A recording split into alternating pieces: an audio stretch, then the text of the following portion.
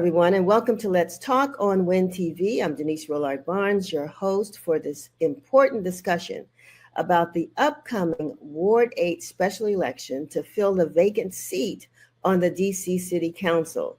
The election will take place on Tuesday, July 15. Mail-in ballots have already been distributed, and early voting begins on July 11. But I am excited to have two incredible guests with me today who will fill in all the gaps, answer all the questions, and prepare the residents of Ward 8 for what I hope will be a great voter turnout. It's my pleasure to introduce to you Louis Davis Jr., who is the State Director of AARP DC, and Sarah Graham, the Director of Communications for the DC Board of Elections. Thank you both for joining me this morning, Louis and Sarah. And I keep saying good morning, and it could be afternoon when this show airs. But good day. How are both of you? I'm well. Thank you for having us. Happy to be here. Wonderful, wonderful. Well, as many voters know, people age 50 and older play a critical role in shaping our elections. And it's my hope, Louis, that you are going to help to emphasize that AARP, while it does not endorse candidates or political action committees, that your mission is to raise visibility on issues that matter to people age 50 and up. So I'm hoping that you can provide us this morning with some of the issues that AARP DC and its voters guide looked at as it relates to the key issues impacting voters. We'll say over 50, but we know AARP sort of encompasses everybody. So what's on AARP's agenda? Well, first on our agenda is what you said at the top, and that's making sure that people in Ward 8 know that, one, there is a special election, and it'll be underway any day now, and two, that they have many ways to vote, that my colleague from the Board of Elections will help explain as well, and that our job at AARP is to help make sure they get all that information and that they know where the candidates stand on issues that people 50 and older in the district told us they care most about through surveys we did this year and last. And they can learn what the candidates said who responded by going to aarp.org/Ward8votes. That's all together, aarp.org/Ward8, the number 8 votes. And there you'll see the candidates' responses in their own words. We didn't edit a single consonant or vowel. And if you see a non-response from a candidate, well, that means just that candidate did not respond, but we give every candidate the equal opportunity to do so. 50 plus voters do decide elections increasingly. And we want to make sure that they get out in Ward 8 to vote and make the candidates know what they care most about. And in the 2024 election, voters 50 plus and voters all the way up the chain there made up 52% of the electorate nationally, 52%. Candidates can't afford to overlook the issues that they care about. They historically vote. They vote early. They vote. We used to stay in Chicago. They vote often. Can't say, but by often I mean they vote all the time in every election, midterms, general elections, and the like. And thank you for reminding people that we do not endorse candidates. We don't contribute to any political PACs. That allows us to stay not neutral. We're active in fighting for people 50 plus, but we don't come down on either side, except where the issue benefits people 50 plus or hurts them. That's when we come down on sides of issues. We work across all political lines. Before we go on, before I come to you, Sarah, Louis, tell us a little bit about AARP DC. You're the state director. You have and I always say chapters, and you always correct me, but they're what do we call them in different parts of the city? We have chapters across the city, but I represent the state office. Right. At AARP, we do treat the U.S. Virgin Islands and Puerto Rico and the District of Columbia as states. So in AARP speak, we have a state office in 53 states because we include those three. And that means there's a director like me, there's a volunteer state president who currently is Ronald Hampton, Washingtonian, lifelong Washingtonian. And then we have a cadre of volunteers without whom we could not do our work. We have a small, lean, and mean team of staff. And our job, like that of our colleagues in Colorado and Mississippi, is to represent as best we can the issues impacting people, for me, 40 and older here in the District of Columbia. And that's in transportation, housing, age discrimination, public safety issues, livable community issues, and the like. And we do that working with and sometimes again, the council and the mayor. We work with them when they're doing the right thing in our eyes, and then we work again them, give them a little nudge when we think they need to do better by people 50 and older in the District of Columbia. We also have a lot of fun. So we invite you to visit us at aarp.org/DC, and it'll take you to our state page, and you can learn a lot more about what we do. Well, that's where I was hoping you could get to, because not only are you all engaged, or is AARP DC engaged in making sure that folks know the issues that impact people like them, but also you have fun, and you keep, like you said, you keep people engaged. And so I think that's a great thing that folks need to know, and that there are chapters, so I guess I was correct about that, basically all across the city. And so people don't have to necessarily travel. They can go right in their own neighborhoods and be a part of a chapter that's engaged with the issues that are important on the ground right there where they are. So, Sarah, I'm going to come to you and talk about your role there at the DC Board of Elections. And I think it's the DC Board of Elections and Ethics. Is that correct? No, just the DC Board of Elections. Yeah. We got a rebrand a bit ago. Yes, wonderful. Okay, so glad to hear that, because I'm like, where did that other E come from? All right, so tell us what folks, I know that the mail-in ballots have already been mailed to voters. So folks can begin to mail in their ballots in the Ward 8 special election. But what else should folks be looking for and preparing to do? I think first, we're really excited to have the special election here in Ward 8. But the first step to be able to vote in this election is to get registered to vote. And while mail and online voter registration has ended, you can still register to vote same day during early voting and on election day. To register to vote in DC, you have to be at least 17 years old, but 18 by the special election. You have to have lived in DC for at least 30 days prior to this election coming up. And you cannot claim voting residence or the right to vote in another state or territory or country. And you can not have been found by a court to be legally incompetent to vote. If you decide to register same day during early voting on election day, you need to bring proof of DC residence. So that can look like an ID, a utility bill, another government document. If you go to dcboe.org, you can see a list of acceptable documents. I heard you say that mail-in voting has already stopped.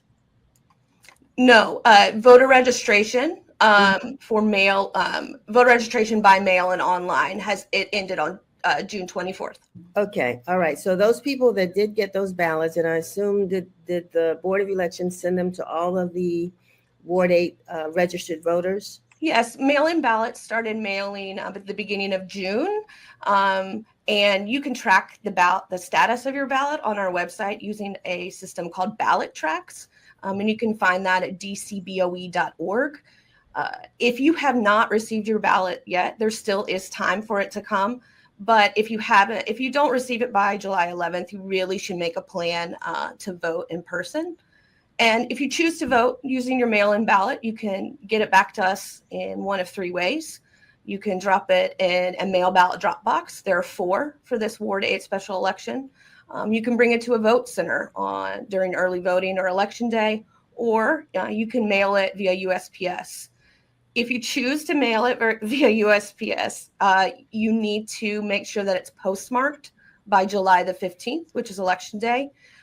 And then it has up to 10 days to arrive to us. So it will need to arrive in our office by July 25th. Sarah, can you give us the locations where those drop boxes are? You said there are 4. There are 4 in Ward 8, and the best way, we're really encouraging voters to go to our website, dcboe.org, to see those locations. Okay. Well, we, again, those people 50 plus may not be able to access it online, and they may be, even though they're watching us online, but, can we give them a little help? Can you give us some addresses? Yes, let me pull them up, and I will read them off to you in 1 minute. No problem. No problem. In the meantime, Lewis, AARP looked at some issues. I know you mentioned a couple early on: transportation, housing, healthcare, and I'm wondering how it came up with the topics that, particularly in Ward 8, that were most important, what those issues were. Yeah, thank you for an opportunity to tell the viewers and listeners the questions that are in the voter guide. And these questions were arrived at because AARP regularly surveys its members and non-members. We survey ad nauseum, and so we get information every year from our members and non-members. So this information comes to us from around the District of Columbia. So we didn't anticipate that there'd be a special election in time enough to have done a Ward 8 survey. We survey all district residents, 50 and older, our members especially, every year. So this information came from them. And the topics were transportation, housing, nutrition, and health disparities. In transportation, we hear this from residents across all 8 wards. When WMATA cuts a bus line, it's rare that they cut a bus line in any one place. It's usually as part of some strategy to reduce costs or something or another, and it usually involves bus lines across the city. So in transportation safety for people of all ages and with different abilities, that scored high in the survey. So we examined as well traffic fatalities. We keep in regular touch with Vision Zero, the district's plan to reduce and get rid of entirely, if we can, people being hit and harmed by vehicles. So we asked the candidates, what are your plans to make the district a more livable community for pedestrians and cyclists and motorists alike? In housing, again, that's people are feeling those pressures from Ward 8 to Ward 4, and possibly in Ward 3. People are feeling the pressures of paying for property taxes, even if they own their home outright. And 85% of district residents 45 and older told us that staying in their home was a number one priority for them. So we knew to put that question about housing affordability and ask the candidates what policies they would implement to address that inside of the questionnaire. On nutrition, everyone, whether they're middle income means or low income means, if they're trying to eat well, to live well, then they need access to proper and affordable food. So we asked for plans to increase access to stable, affordable, healthy food options and to get rid of food deserts here in Ward 8. In health disparities, for your viewers, if you don't know, life expectancy hovers somewhere beneath 12 years for persons living east of the Anacostia River than their peers living west of the Anacostia River in a city that's only 68 square miles across. That is dire.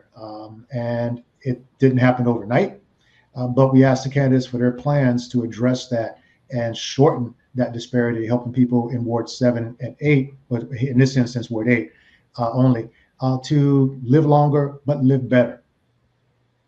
Now, this is, it's really, those are fantastic topics. And having attended a conference recently and looking at this, I don't want to get into politics, but, just the budget issues that we're facing locally and nationally, AARP is going to have a lot of work to do, it seems, to really monitor how these budget decisions are going to impact, particularly residents 50 plus in the District of Columbia. So, this is the thermometer of where we are now, but hopefully in the year or years to come that the temperature doesn't change much, but I know the AARP is probably preparing for some significant changes impacting residents. Yeah, if I might real quick, we're not only preparing for we are in the fight, and we're prepared to continue to fight.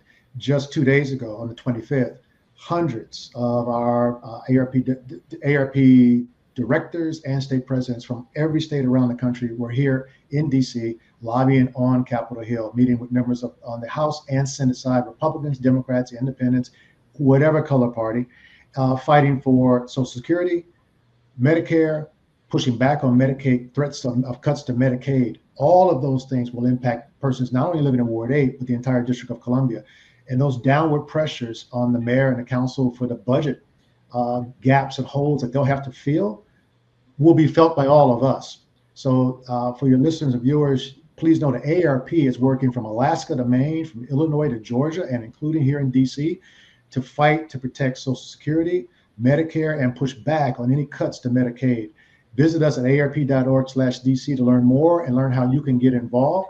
There are ways you can join and send messages to members of Congress, not just our own Eleanor Holmes Norton, who does a dynamite job. She fights for us as hard as she can, given that they've tied her hands without a vote on the House floor.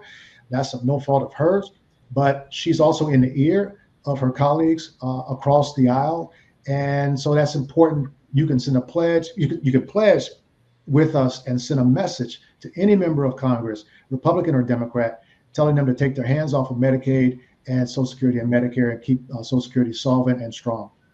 Well, I think that's a rallying call for folks to not only do that, but also to be a part of the Army, that the AARP DC Army that we need, and other organizations that are really fighting to protect the lives of residents in the District of Columbia and across the nation. Sarah, you got that list for us? I do. Thank you so much for giving me a second to pull it up. Sure. So the 4 mail ballot drop boxes, they opened on Friday, June 13th. So they're ready to go, and they'll stay open until 8 p.m. on Election Day. They're located at the Parklands Turner Library, which is 1547 Alabama Avenue Southeast. At the Bellevue William O. Lockridge Library, which is 115 Atlantic Street Southwest. At the Department of Human Services at 2100 Martin Luther King Jr. Avenue Southeast. And at the Navy Yard, specifically the ballpark Metro entrance. So that's at the southeast corner of M and Half Street Southeast.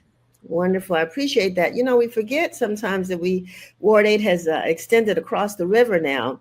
And so I'm glad that we mentioned that, and that the AARP DC state office is now in Ward 8. Yes, just by a hair.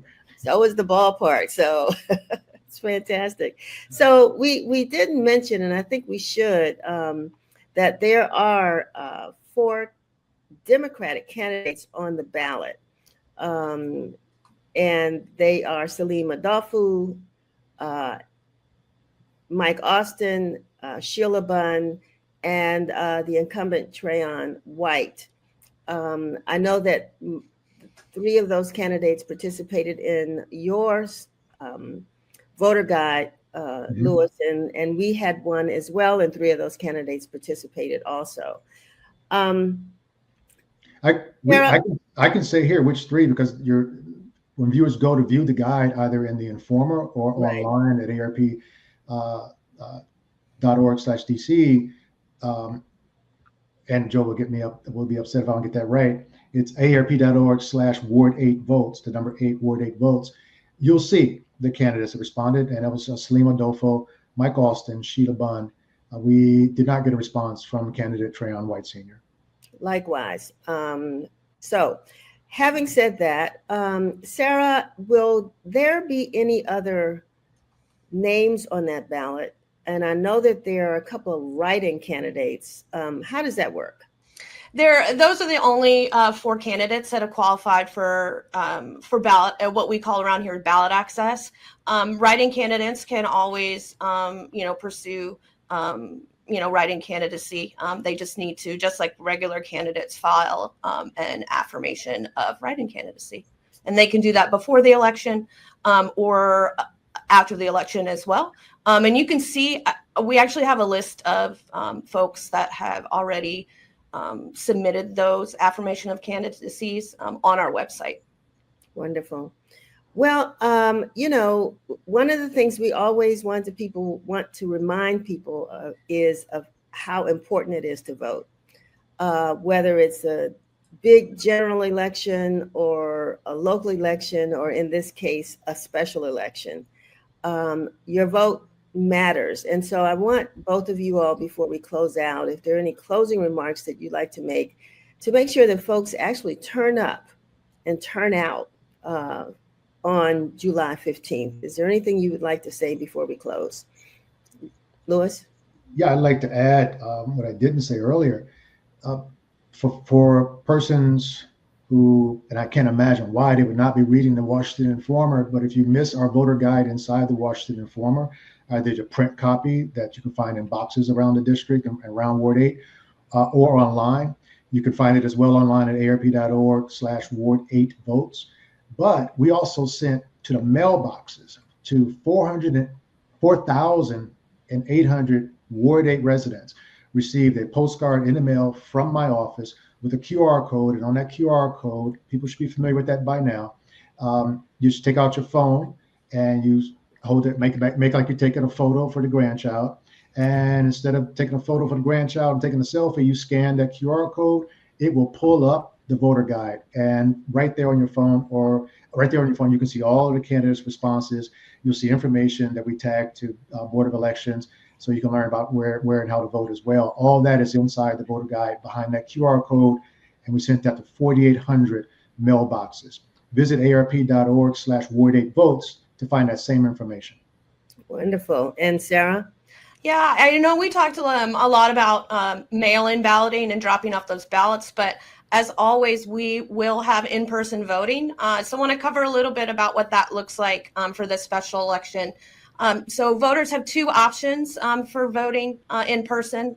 They can do so during early voting, which starts on Friday, July the 11th, and runs through Monday, July 14th. There will be 4 early voting centers, and they're open daily from 8:30 a.m. until 7 p.m. And then on special election day, which is July 15th, there'll be 12 vote centers, and they're open from 7 a.m. to 8 p.m. As we like to mention, voters can vote at any of the Ward 8 vote centers. So you can do the one closest to your house, or maybe there's one close to your school or work. You can vote in any of them. We really are encouraging people to go ahead and vote early, utilize those mail ballot drop boxes. If you choose to vote on election day, if you were in line at 8 p.m., you'll still be able to vote. We like to emphasize that you can vote at any of the vote center locations. We hear a lot of comments about like, what happened to my voting precinct? We've moved away from that model. So find your closest vote center or mail ballot drop box and, cast your ballot. And then also, I think it's important to note if it's on election day or during early voting, then you need support. You need help. You have accessibility questions or language access questions. So a couple of phone numbers that you can call that day to help you out. You can call our main office line, which is 202-727-2525. So 202-727-2525. And they can offer some general support on that day. And if you have language access resources that you're in need of, or you have accessibility questions, you can reach out to our accessibility line, which is 202-727-5411, or you can use 711 for TTY. And then, as always, we are online 24/7. So dcboe.org has all the questions that you may has all the answers to the questions that you may have. We're excited to welcome you in July.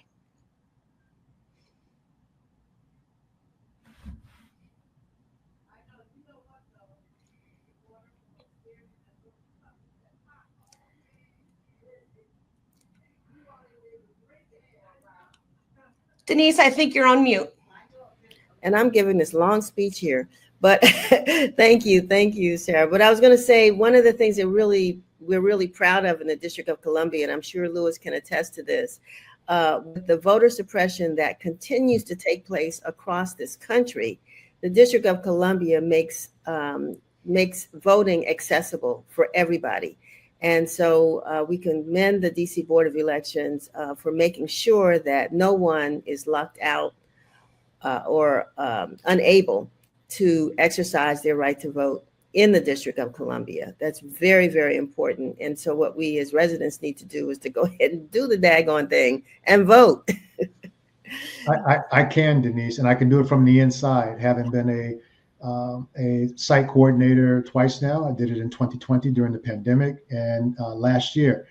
So I know the great work that the BOE staff do and the volunteers who come out. And, you know, historically, it has been people 50 and older for all my lifetime who make elections happen at the local level. But that began to change with the pandemic when younger people began stepping up because some people 50 and older began pulling back for fear of the pandemic.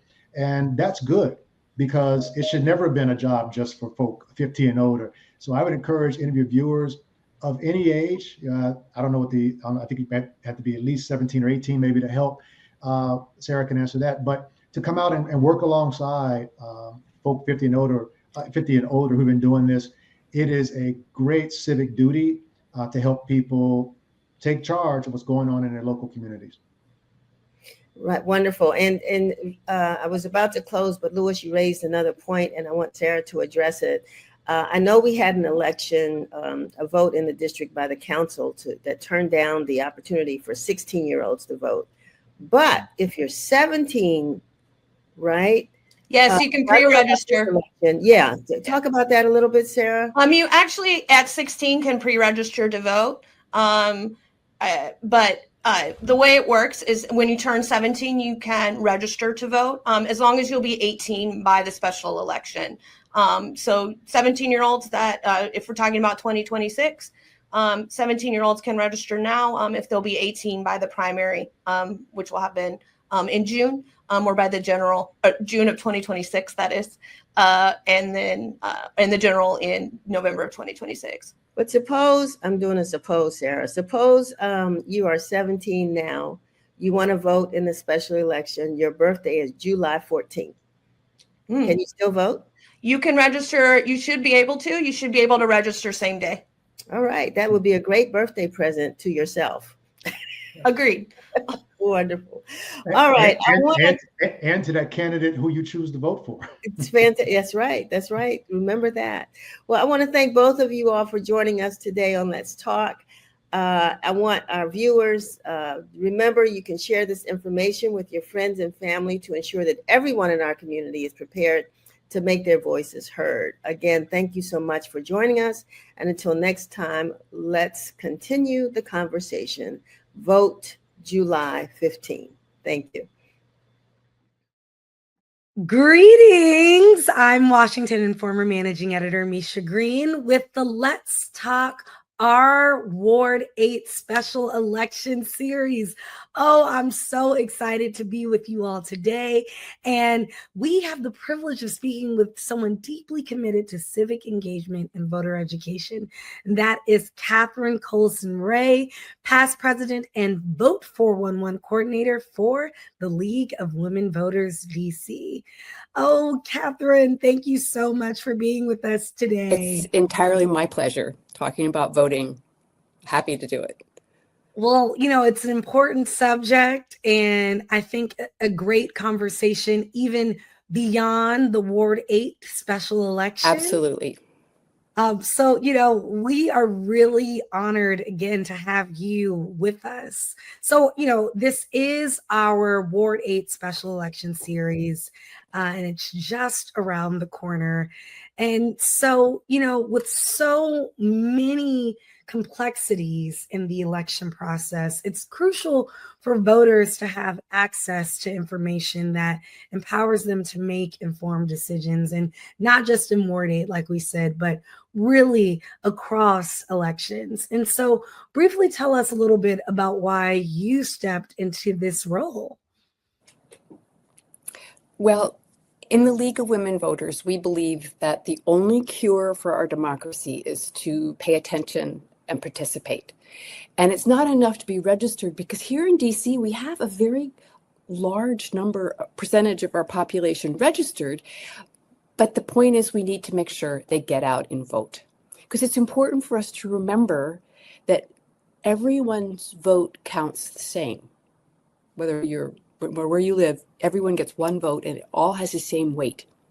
And we need to make sure that we make wise decisions, because our council members make many decisions that affect our lives. And we need to make sure we pick the people who best represent our interests. Thank you. And, I love hearing you talk about this with such a passion. Can you tell us a little bit about Vote411 and the work being done for this special election in Ward 8 and some of the unique challenges you see among voters? Well, first and foremost, we want everyone in DC to know that we have many reasons to be very proud of our electoral process. One is we do everything possible to make it easy for people to vote. We have mail-in ballots, we have drop boxes, we have early voting, we have day of election voting for people who want to cast their ballot on election day. So we have many ways to make it easy to vote, but people need to know for whom to vote. It's very confusing. This election for Ward 8, we have 4 candidates who qualified for the ballot, plus we have a host of people who've signed up to be write-in candidates as well. So what we try to do at the League is provide nonpartisan, not biased, just the facts about the candidates. And we get that information from the candidates themselves. So we send a questionnaire to every candidate that's been certified by the Board of Elections, and we invite them to share their website, share any YouTube videos that they've made. We invite them to answer questions that the League of Women Voters have composed, and they write their answers. We do not edit it. So what you see is a good representation of the candidate and what the candidates have to say for themselves. And, I'm curious a bit about how you all come up with the questions for the candidates. What are some of the important things that the League of Women Voters find is important for all folks to know? And, Right. Again, well, here in Ward 8. We spend a lot of time crafting our questions. First of all, we try to ask questions that will reveal something about the candidates themselves, like, what are the 2 most important issues facing your ward? What will you do about, and what will you do about it? Like, how are you going to solve this problem? What are you going to propose? So we don't ever try to get like gotcha questions, the kind you might get in a live candidate forum. We ask questions where the candidates can really talk about themselves in a way that the voters can decide, this person I like, this person I don't like. So we have a committee, we go through them, we circulate them to our members, because, we all have we try to make sure that the things are phrased positively. And we added a new question for this Ward 8 one that I really like. I borrowed it from another league. What are your favorite places to go in your ward? I mean, it's just, that might be very revealing. Well, anyway, so the Vote411 is a nationwide program. Leagues everywhere have it, so that you can tell your friends who have elections coming up to use it. The website is just Google Vote411. It'll pop up. You enter your address, and then it'll tell you who's on your ballot, and then you can click on each candidate and read what they have to say for themselves. And I said, we don't edit, we don't make recommendations either. It's just, this is the information, decide for yourself. Love it. And the other thing we tried to do always is make sure that the questions are accessible, meaning very clear. I've used straightforward terminology. We try to avoid jargon.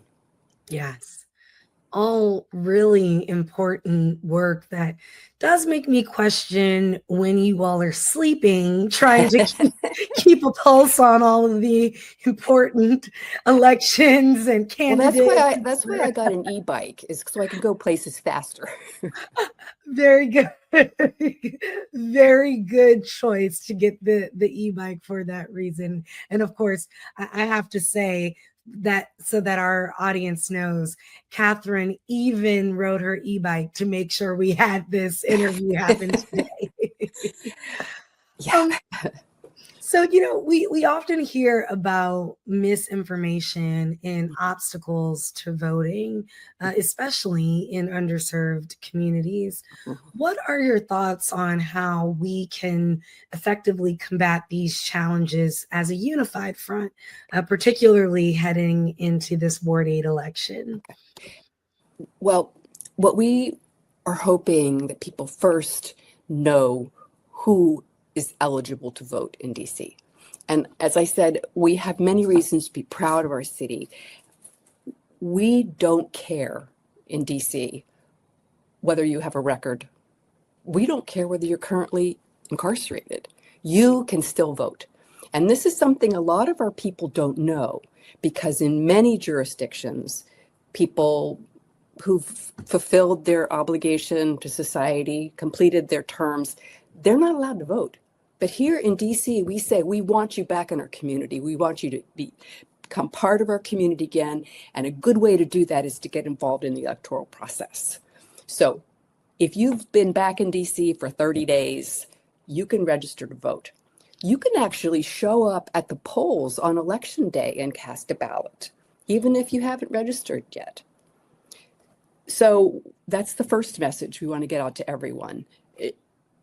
DC also has a law that's really in flux right now, so it's kind of tricky about letting non-citizens vote.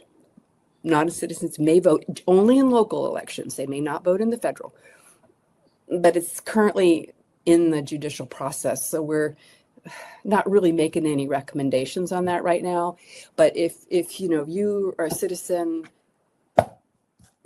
look at our Vote411, figure out who you want to vote for and vote, because it'll make you feel good, be part of the community, and then if you vote, you have a legitimate gripe when the person doesn't do what you want them to do, because we have to pay attention. If they say in Vote411 they're going to do this, this, and this, and they don't do it, you got to hold them accountable. You got to call them on the phone. You got to show up at their office in the district building and the John Wilson building and say, hey, I want you to represent me. I voted for you. Absolutely. As far as misinformation, just rely on, the informer is going to give you good information. You guys do just wonderful work. The League of Women Voters, we're nonpartisan. I saw that the AARP has a voter guide for this election, and that's online too. So try to seek out reputable, nonpartisan people that don't already have a point of view. Like, I'm not trying to talk to you about who to vote for here. That's not my job. I just want to tell you how you can vote, why it's important, and I want to make sure that I say this. We have a brief amount of time. Your vote matters. Every single person's vote matters. If you're listening to this broadcast, you probably already know that, but your friends need to know that. They'll say, it doesn't matter. It doesn't matter who the president is. It doesn't matter who my council member is. It does matter. And if your vote didn't matter, they wouldn't be trying so hard to keep you from voting. Just keep that in mind. There's voter suppression going on everywhere, not DC, but it's because people's vote do matter. The person who gets the most votes wins. Not the person who spent the most money, not the person who got the most celebrity endorsements. No, it's the person who gets the most votes. So your vote really matters. In the famous phrase here, that was a mic drop moment, Kathryn. Absolutely. our votes do matter. Every vote matters.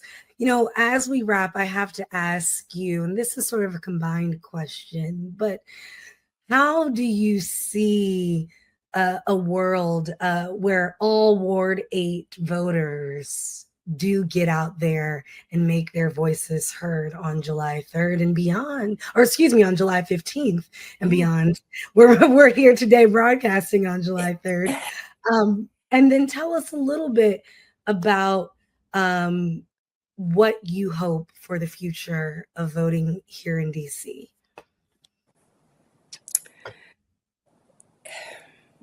I know that's a hard one. Okay. Democracy is predicated on an educated electorate.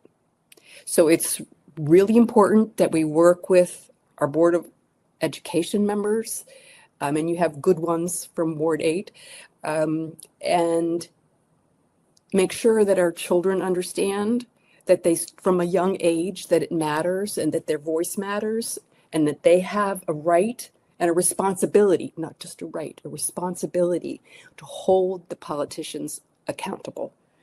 And I would see a time when people stand up for what's right and what they need. And our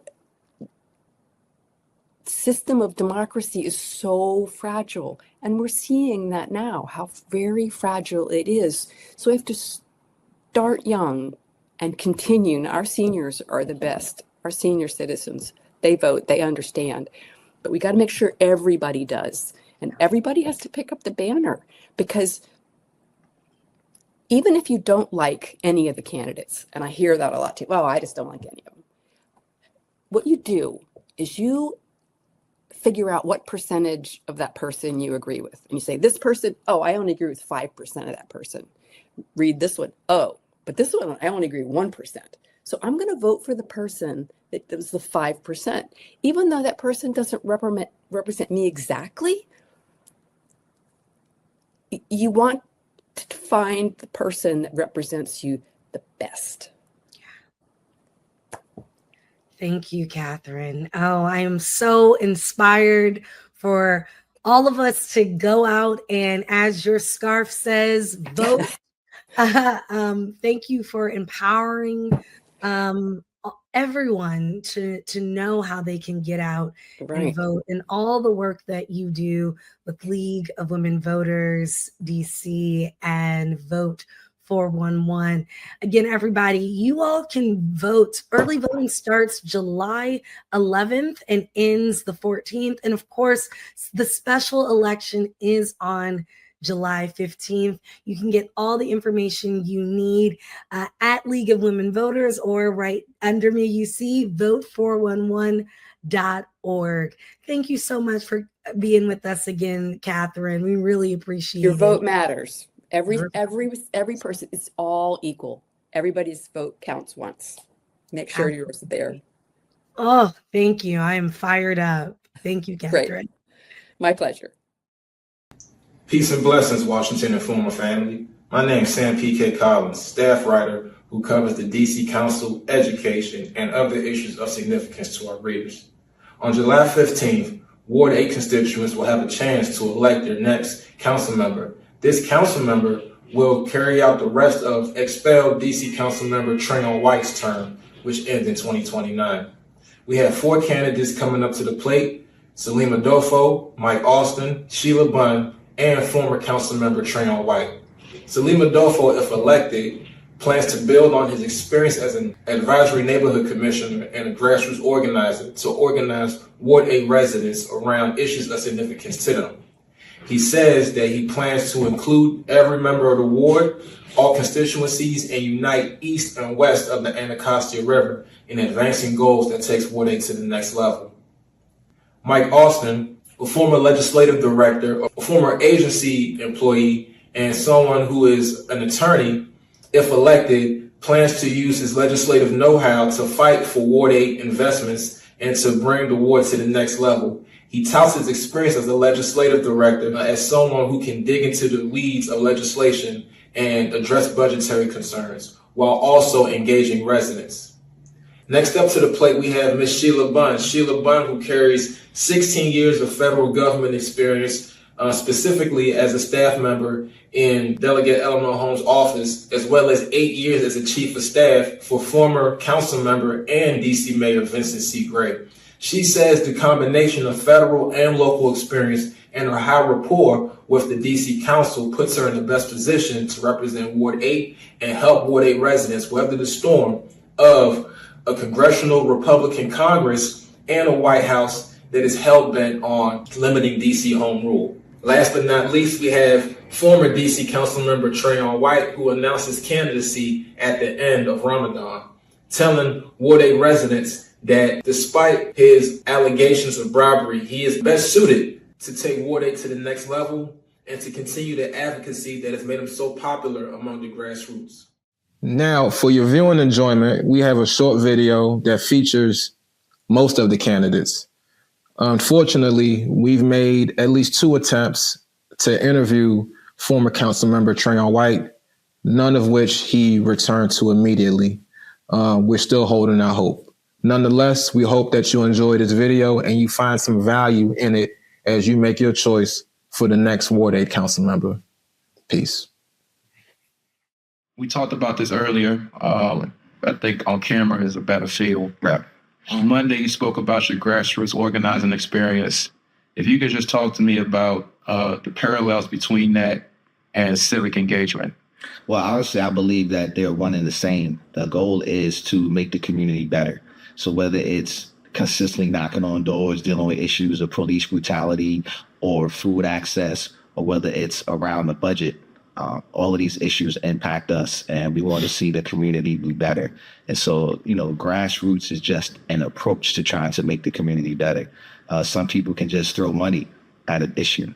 Grassroots folks tend to knock on doors. They're out in the streets. They're rallying people. They do a lot more work on the ground level. So to me, I've been someone who really appreciates the boots on the ground type of approach. It gives you a chance to actually build relationships, to talk to people, and to see from an intimate level what challenges people are going through, but also what successes that we have as a community. I think we focus a lot on what the problems are, but I also say, hey, if we got something that's going well, let's figure out how we can expand on that and how we can duplicate it and bring it to other communities and other neighborhoods.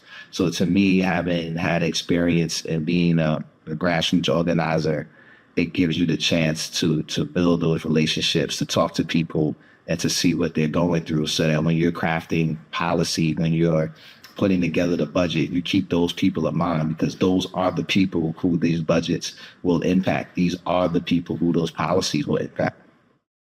I would hope to bring and tie in policies that we're trying to do and how they can actually benefit residents to move those forward. And that's, again, I think the difference between me and some of the other candidates is that I want to sit down and go through what other cities are doing, what other states are doing, and figure out, one, can I pull some of that here? Two, making sure I'm going through the details of what we have here in our budget to make sure that our schools and our principals are telling me what their budgets are. Okay, well, I need, capital improvement for this classroom, or, this field needs, this basketball court, or this classroom, hallways, whatever it might be. I need some more staff in this area, in addition to, well, let's get into the detail. Do you have a full-time nurse, full-time social workers, full-time, are we increasing the capacity for like a Far Southeast collaborative to do trauma-informed care therapy with our, school full-time guidance counselors that we have? I mean, I know at some of the schools in particular, that do have guidance counselors and social workers, they're well beyond the recommended norms for staffing capacity. So that even if they're there, they're supposed to have, one social worker per 200 kids. I've heard from social workers, who were at the schools and live in the area, man, I have 400 kids. So we talk about the quality of the services they can provide. They have 400 students they have to deal with on a daily basis who may be dealing with, traumatic issues at home, traumatic issues at school, bullying, whatever it might be, self-identity issues. They can't give the level of care they want to do because stretched to beyond capacity.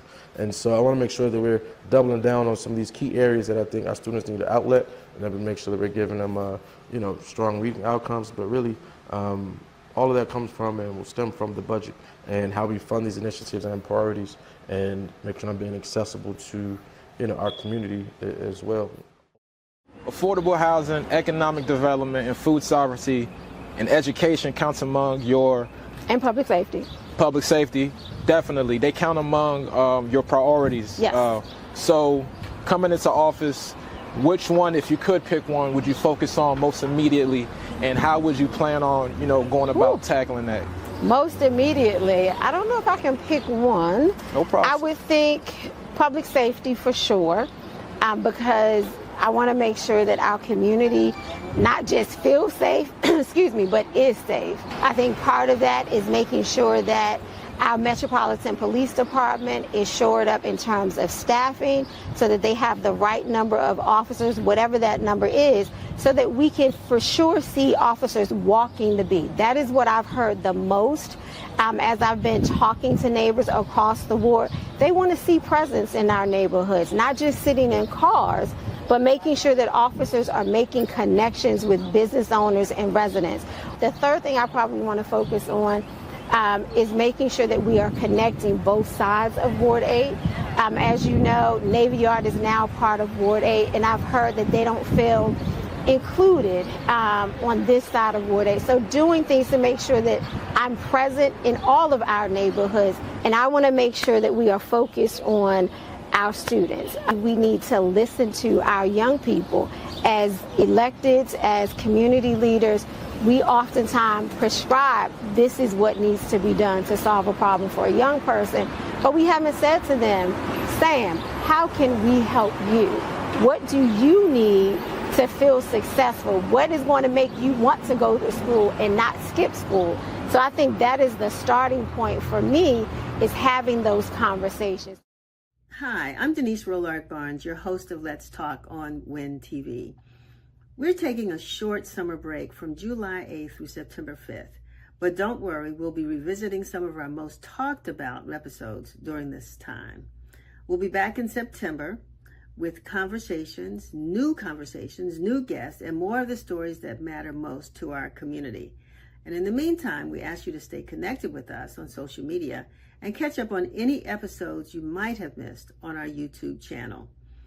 We want you to sign up also for WIN Daily, our daily newsletter that brings you the latest news you can use by visiting us at WashingtonInformer.com. And while there, we hope that your heart will lead you and that you will decide to support our local journalism by donating to the Washington Informer. We would surely appreciate it. So thanks again for your continued support. Have an enjoyable and safe summer, and we'll see you back here in September. Where do you come to get all you